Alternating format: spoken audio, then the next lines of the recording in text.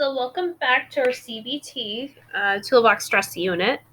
So we left off talking about what are the warning signs of stress. So when you are under chronic stress, it can wear down the body's natural defenses, leading to a variety of physical symptoms, including the following. So you may get dizziness or general feelings of being out of it, like your body's here, but your mind's not, and just kind of like this out of body experience.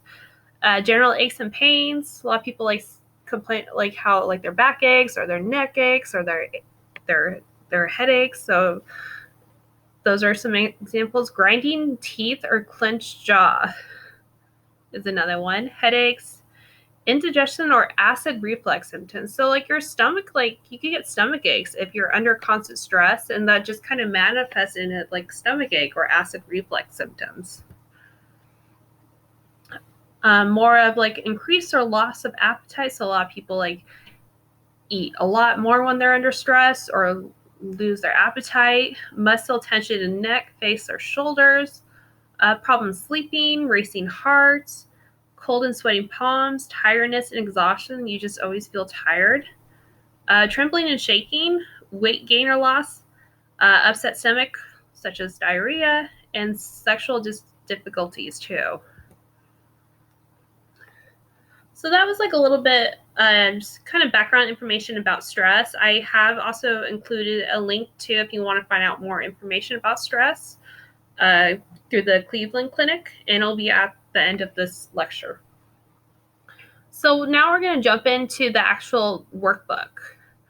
So there's a little kind of section in the workbook if you have it. If not, that's okay. I have it up here. So cognitive behavioral stress management. So we talked about how people have common beliefs about themselves. So they feel like I'm a failure, I'm unlovable, I'm worthless, or they have common distortions, meaning you feel like these sentences are true, but it's not really true.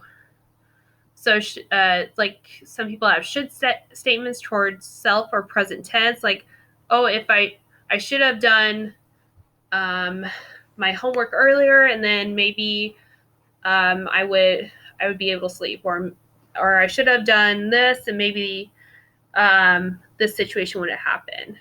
Or really just personalization, just kind of making it personal about ourselves, even though it might not be something that involves us. Or fortune telling or mind reading, you think you know what someone, you think, oh, that person doesn't like me. It's they probably don't.